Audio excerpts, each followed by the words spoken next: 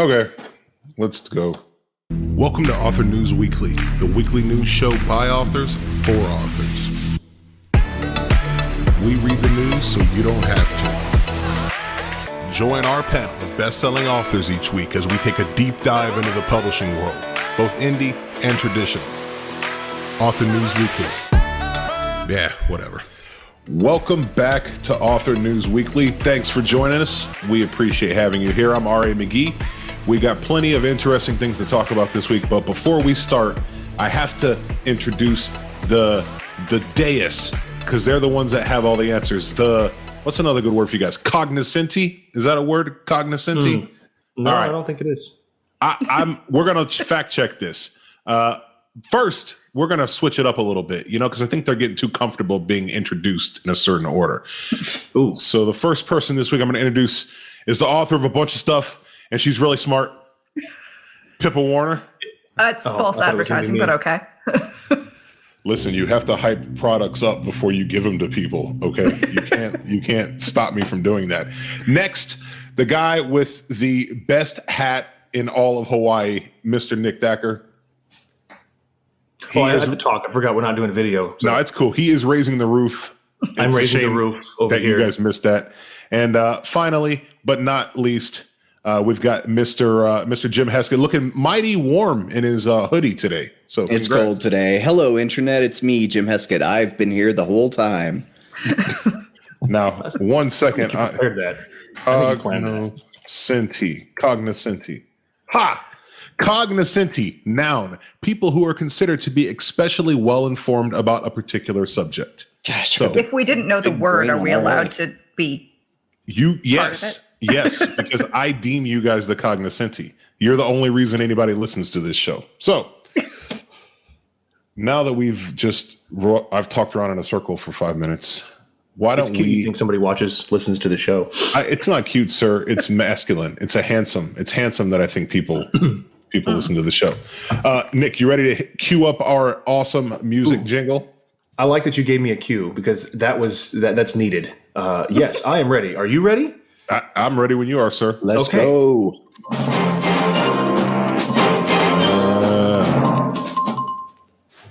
That jingle will never get old. It's amazing. Amazing. All right.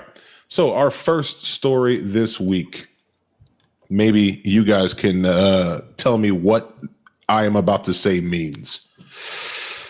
Got an email from Amazon saying that Kindle is changing formats, that they have listened to our feedback and they're making it simpler to publish eBooks on Kindle.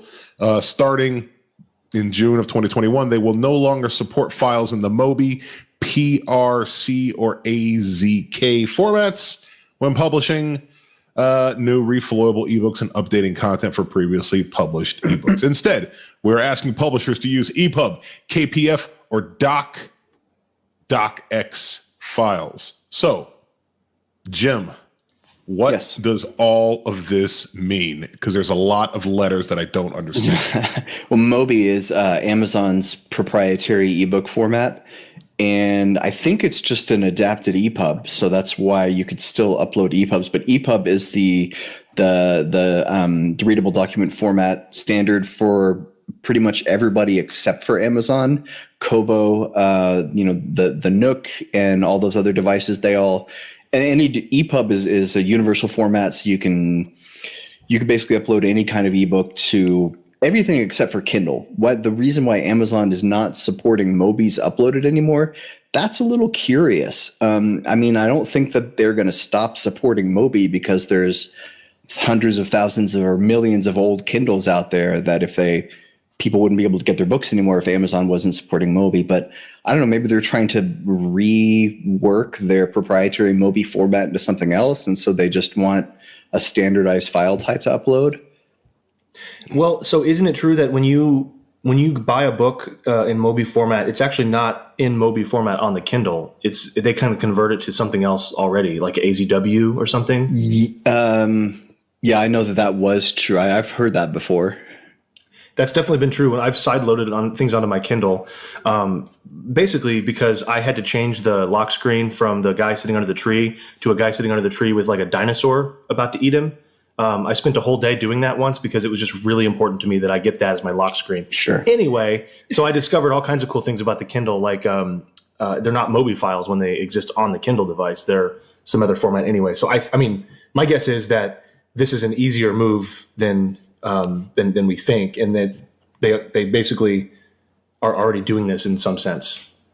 I don't know. Yeah, they're already accepting the other file types, so it may be just they don't want to keep updating the Mobi software. Yeah, it kind of feels a little bit like now. like a VHS Betamax war, doesn't it? Like they tried their Mobi thing, and then they were like, "Well, EPUB has some cool features too. Maybe we'll just let them win."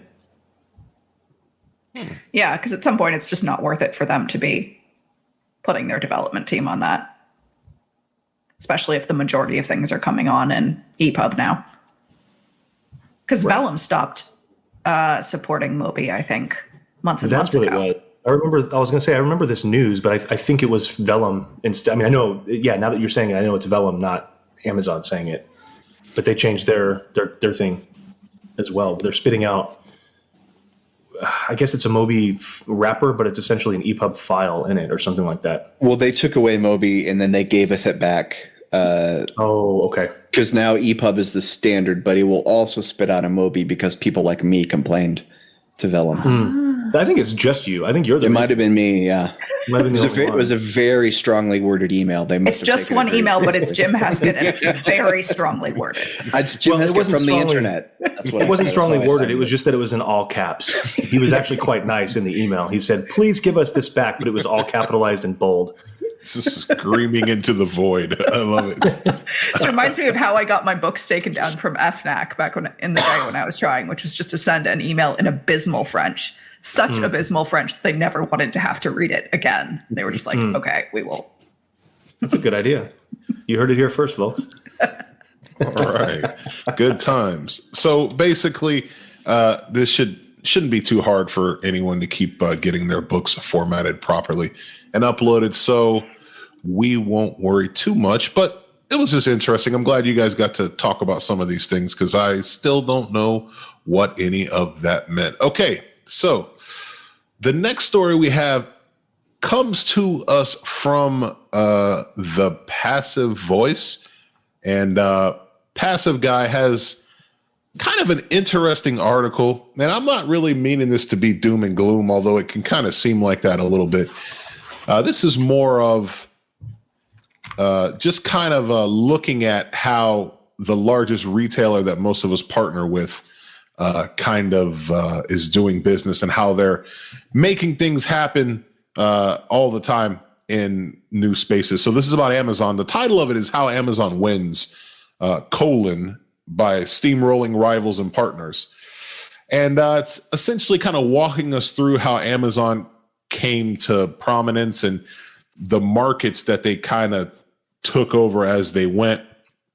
Culminating down here in 2020, they're talking about $400 billion worth of prescription medicine that they're supposedly moving along with. So, my question is, what do you guys think about this? Do you think that this is something that we should be kind of paying attention to, right? Amazon's practices. Is any of this going to cause any kind of heartburn for authors? Because we've got. One of the paragraphs here says that, some rivals and partners say that Amazon's competitive zeal looks like unfair practices. And, there's just a lot of weirdness. There's a lot of weirdness. And Amazon themselves say that when you start selling on Amazon, you become part of a retail destination that's home to sellers of all kinds. And so since we're part of this ecosystem, we kind of got to keep an eye out on what's happening. So what do you guys think about this article? There's a lot going on here. Maybe you can unpack some of it for me. Well, I'd say there's certainly something that Amazon is probably aware of and is very carefully not saying in any of the antitrust hearings, which is that behavior that is fine from a small player in the market is disproportionately dangerous from the largest player in the market. So them behaving in the same way as everyone else is not the same thing. So if they're aping a competitor's product and saying, so this is talking about tripods, I think. If they're doing the they have all of the data on what makes the best tripods, and then they can put out the tripods with the exact search terms and make sure they've got the best shipping data and, you know, whatever the case may be. That's both different, and it's from someone else doing it. And they also have a high data leg up on everyone else. That said, I may be lacking in imagination. I can't imagine how this would specifically track back to us, because I feel like they already tried to do a whole bunch of publishing houses, and those haven't gone much of anywhere. Yeah, I guess, do you guys, if they have this constant iteration of kind of working with people and then aping or kind of taking their ideals and moving them to the next level, you know, how long is it before they really turn their attention towards authors and like an actual publishing house, you know, more than, say, what do they have? Thomas True and Mercer North and True North and stuff yeah. like that. They already are, right? I mean, they have those publishing houses, and I don't think they're naive at all to think that there's money to be made as authors, and the publishers who back those authors. I'm trying to recall what it was, because I want to link to it in the show notes, but there was just something that I saw like yesterday, maybe it was on Facebook somewhere, where somebody, was it Alex Newton from the K-Lytics guy? He sent an email out and was talking about, you know, if you do the math, if you go to just an Amazon Kindle category and then search the books that show up, there's like 17 of them or something like that. He gave the numbers that are there, and like 41% of all the books are ads, for sponsored ads for something. I'm tripping over my words because I'm trying to remember what it said, but I think the idea was that you have to pay to play, right? And so that's, I think, one of the side effects, not the only effect, but one of the side effects of Amazon getting into the publishing game is where that in order to compete with Amazon, who can just make the rules, you're going to have to pay money to advertise your books. Does that ring a bell for anybody, or am I just a complete idiot? I was trying to think of the article so I could link to it, but never mind. I don't remember it, but that does not make you a complete idiot. Those two don't. There's other things too that have made you an idiot. Not that though. Not that though. Okay, no, that's you're fair, good, brother. You're good. But to answer Jim, your question, I think it's. I think they may have already done that. I don't know. I don't know that they're going to turn their attention to authors yet. I mean, I think they already have, as much as they are, barring anything massively different coming up from them, if that makes sense. And so would you, I'm sorry, Pippa, would you say that them kind of, the first salvo for them is the way that they're running the ads and kind of just skimming that large amount of money off the top rather than make a full publishing house, or in conjunction with each other? You think we're going to see that in the future, or what?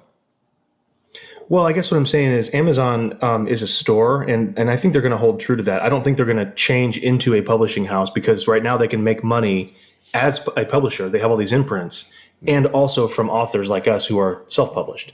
They can have their hand in both pots, right? So they can basically make a lot more money than they could, in my opinion, if they just said, no, we're Amazon publishing, because then by definition they would have to turn down some authors that they would not, publish. Therefore, they wouldn't get money from those people. So I don't think we're talking about Amazon turning into a publishing company.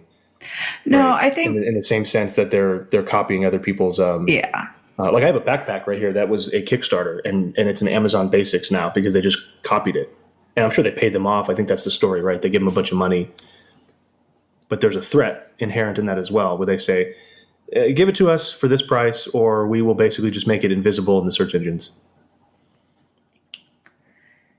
Yeah. I think so that's gross, obviously. But with publishing, I think they've found that them putting more money and effort into it isn't necessarily getting them more back. And so getting people to pay for the ads, getting skim profits off of, them being the host for all of the ebooks and having the small publishing e-prints with already verified authors is kind of the most they seem to want to do at this point. Jimothy, you got anything? Well, this article reminds me again why I have a love-hate relationship with Amazon. This article is about them potentially using their position and data unfairly because, I think Amazon doesn't care whether they're selling books or tripods or air conditioners. Like McDonald's is a real estate company, Amazon is a data company, and I don't think they really care about their products. They really just care about getting the credit card number of everyone on the planet. That's their main goal. And I both love and hate them for that. So that's Yes. Yeah, that's just it. I mean, they're true to who they are. Like I said, they're a storefront, and like I think Jim said it even better, more succinctly, that they're a data company. I mean, the last thing I'll say about I think the future for Amazon in the book space, in the author space, is not to publish more books, but to find more readers for those books. That's why we have Kindle Unlimited. It's not for authors. They didn't feel bad and want to pay us per page read. They designed this program to get more people in the door, like Jim said, to get their credit card information. But if you have all these authors over here trying to sell books, Amazon's job then is to find the customers for those books. And so new markets, new countries opening up, Kindle stores and things like that. That's, I think, what is going to come down the pike from Amazon. I think you guys are all right. That's why you are the experts. Okay, let's go to story number 3. Now, this is kind of a little different take on things. If anyone's not familiar with Dean Wesley Smith, he's always got a lot of stuff to say. A lot of it's pretty interesting. I like his take on things. Traditionally published author of, a couple of hundred books, and now he does a really good job with the indie side of things. And he's got an article out here called Making a Living with Short Fiction in 2021. And so I would think that that's a little, it's a little novel, or maybe a little like antithetical to what most of us do. We put out full length books and try to get paid accordingly, but he's got a system here where he's, putting out a significant amount of short stories for himself. And then he's, charging for all of these and things like that. And, it looks like it makes sense in here, what I'm reading.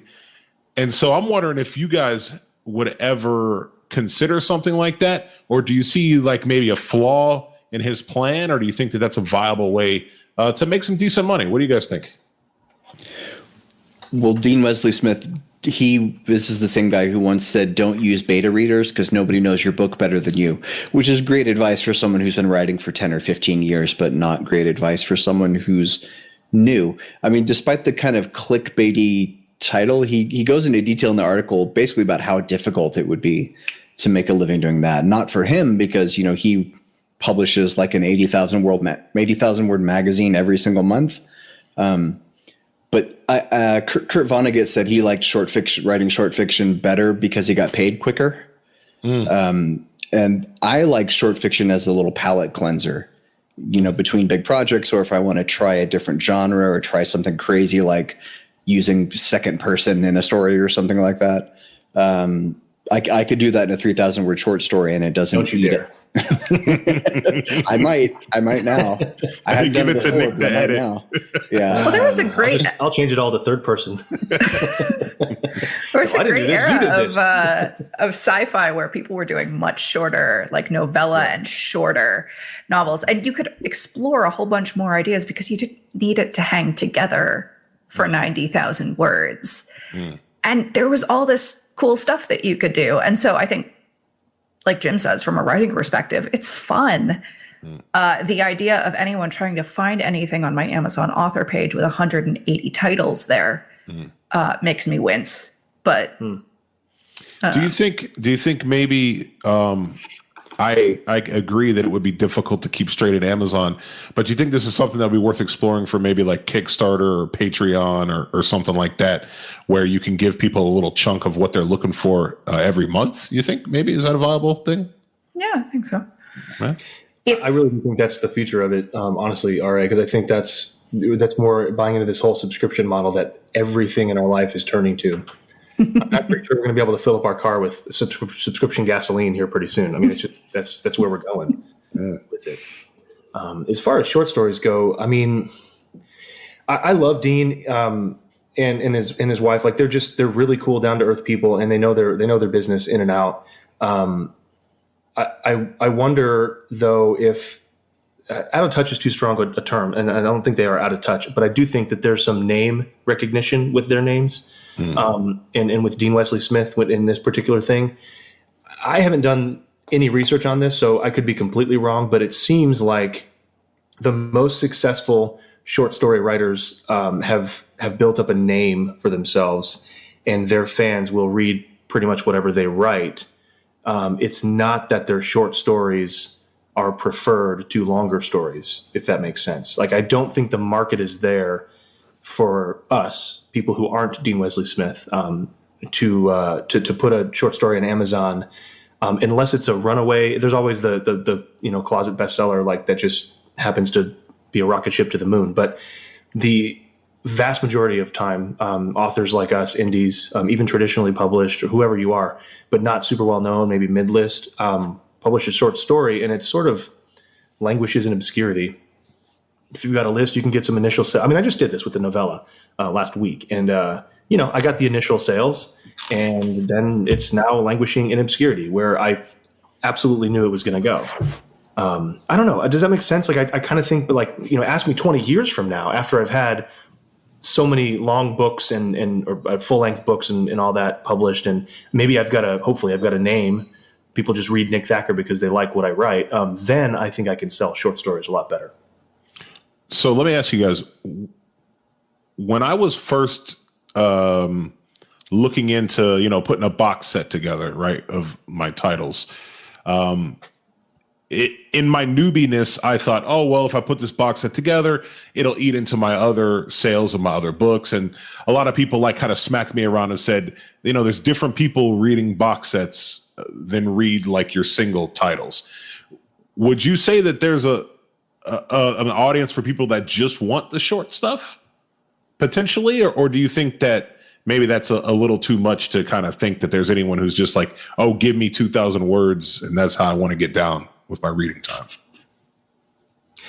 Yeah, I think there are, absolutely, but I don't think that's the bulk of the demographics that Amazon's reaching in any other bookstore. People who read books are reading books the majority of the time, not short stories. Obviously, there's exceptions, but that's my opinion. I think where Amazon can really come in and help us out is with data, as Jim's talked about before. Like, the future is a discoverability engine that actually works. It's when I lay down at night and I read my half Kindle page before I'm asleep, and Amazon knows how little I read at night, and advertises to me a short story for that reason. That's in the genre, in the market that I read. And they take that data and say, hey, well, we know that Nick reads from this point to this point every day. So we're going to advertise this at this point right before he starts reading.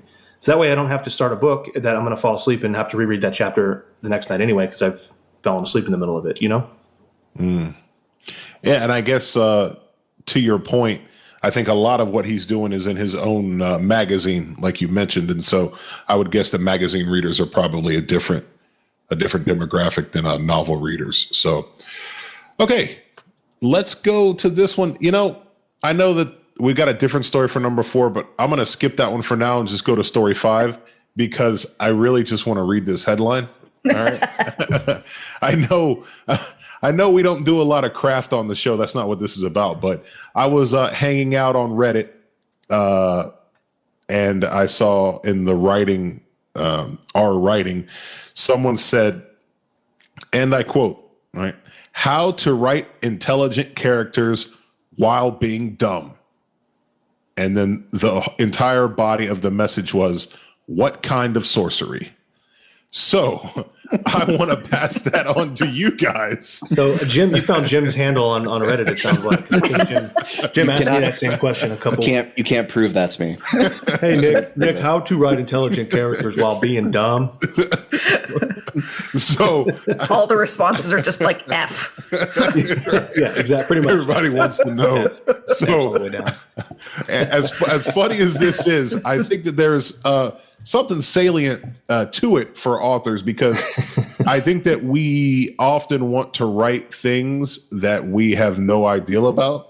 And so how do you prevent your lack of knowledge from impeding on the stories that you want to tell, other than like extensive Wikipediaing? Is that a verb? It's a verb now. Wikipedia. I can tell you what I do. Yeah, I just I write insert science here, and then I give it to Jim, and then he writes something that And Jim I guess posted makes on sense. Reddit. And I crowdsource it. You know, that advice of what was I just thinking about? The advice that you only have to write what you know, I think, is one of those dangerous pieces of writing advice, like kill your darlings. Is that it's not write what you know. You know, like if you've never worked in an office, you can't write office characters. You have to write what you can reasonably what you can reasonably emulate. I've never gotten in a gunfight while in a helicopter that was crashing, but I've written that, and I think I wrote it reasonably well enough, that I didn't get any poor reviews talk about the bad helicopter fight. It's just you don't always have to go into. You can. What am I trying? I'm trying to see here that I hand wave a lot of stuff. You can physicist or write a nuclear physicist. You just have to basically put a person in a lab coat, and then the characters will believe anything that person says. Yeah, and there's also one of my favorite quotes about writing is the great thing about being an author is that unlike being a brain surgeon, you don't have to get it right the first time. So you can spend a whole bunch of time. Like, I've got all this time to brainstorm a conversation, and if I get into the middle of a conversation, I'm like, damn, I don't know what I would do here. I can just go for a run, and maybe I'll come up with the answer then, or maybe it'll be a week from now, or I've written a whole scene and it turns out that wasn't the right scene, or my beta readers point out a plot hole. So you get redos at time lag. And so my characters are a lot smarter than me because partly no one wants to have a very long conversation full of hemming and hawing in a book. Yeah. But also I get to make it seem like, they just come up with all that stuff on the spot and it took me months to plot it all down. Yeah, what writing is editing? Is that what we say? Yeah.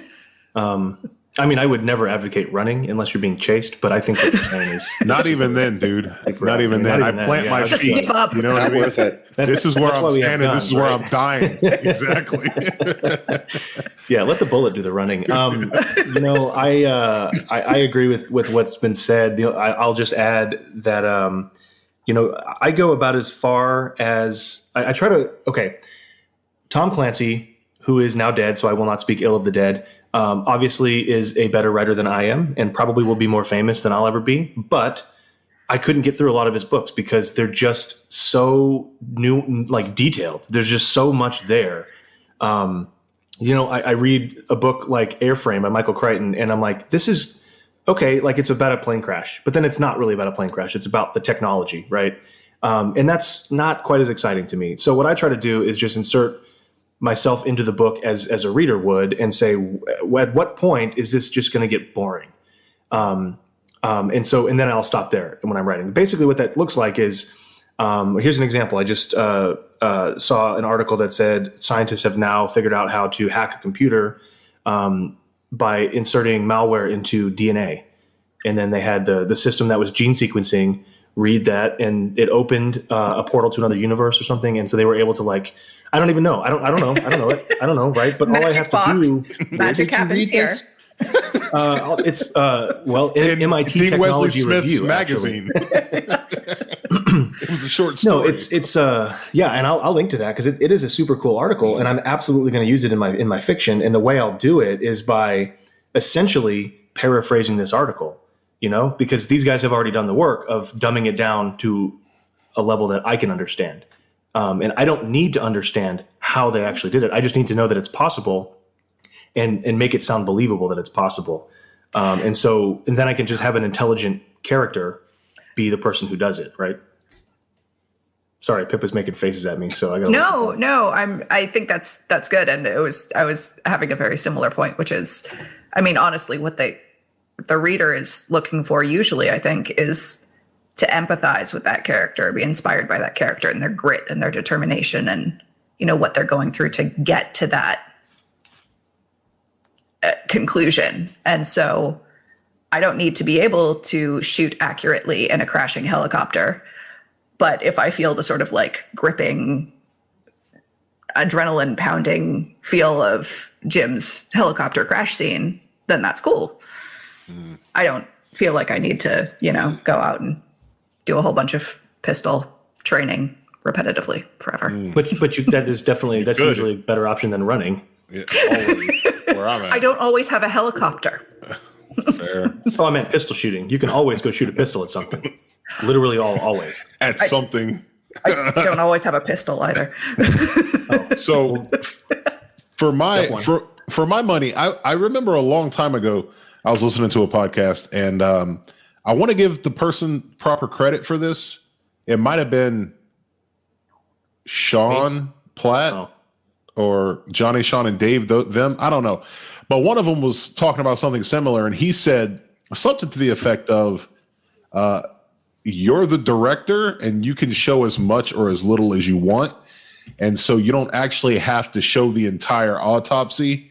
You can just show like the aftermath and just kind of weave it all together and have it make sense. And so I do that sometimes when I run into problems with technology. I got one character who's famously like, look, I don't care. You know what I mean? And someone's like, no, listen, I did this encryption and this. And he's like, I don't understand it and I don't care. Don't tell me. And she keeps trying and he's like, I'm not interested. And so that saves me from having to figure that out myself. And it's wonderful because I don't know what I'm talking about. Yeah, and there are real people who understand this stuff. And so all you have to do is just put that character in there. Like, well, let's go to the MIT technology lab and ask this person in a white lab coat, like Jim was saying. And okay, cool. Well, yeah, we all know that those people exist, so why can't they be in our books as well, telling us? And then you just hit enter, put in 3 dots, enter, and then say the next day, after they'd already learned everything there was to know about neurophysics. Or my favorite little sentence starter. And it's done. Sure enough, comma. The computer had been hacked by DNA. Look it up, bitches. It's real. Best footnote. Oh man, good time. Where's the secret sauce? I hope that Reddit person is listening because that's some good. Also, there's a lot to be said for dumb characters. There's a lot to be said for dumb characters. Yeah.